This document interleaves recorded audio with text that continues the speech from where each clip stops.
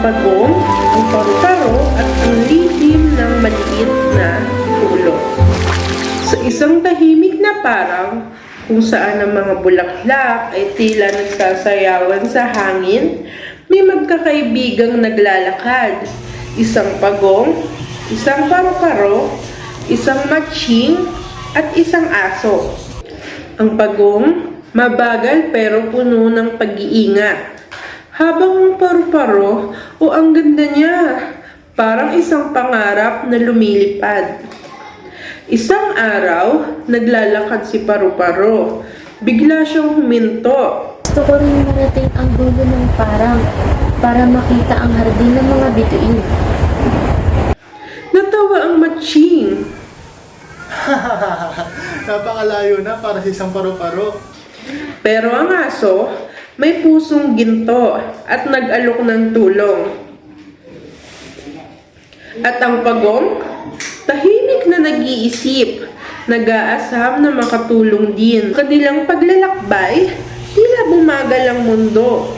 Napagod ang paru-paro, halos hindi na makalipad. Sabi ko na nga ba, hindi mo kaya yan? Ang sigaw ng matching, tila may halong pangungutya. Pero dahan-dahan, lumapit ang pagong. At doon, sa lilim ng isang puno, pinahinga nila ang paru-paro. Ang aso, nagbantay sa panganib, habang ang matching, nagpapasaya sa pamamagitan ng mga biro. Sa tulong ng bawat isa, muling naglakas ng loob ang paru-paro at nagpatuloy sila sa kanilang paglalakbay. Sa wakas, narating nila ang dulo ng parang, ang tanawin o tila isang hardin ng mga bituin. Ang mga bulaklak, kumikislap sa dilim, parang mga bituin na nahulog sa lupa. Napangiti si paru-paro. Ang matching, nahiyang humingi ng tawad.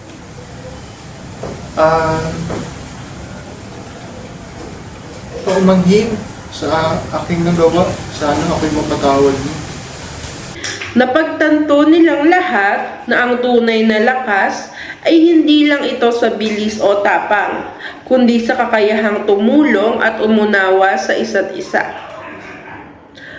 Ang aral ng aming kwento ay ang maliit na tulong mula sa puso ay may kapangyarihang magdala ng malaking tagumpay, lalo na kung tayo ay nagtutulungan. Salamat sa panonood!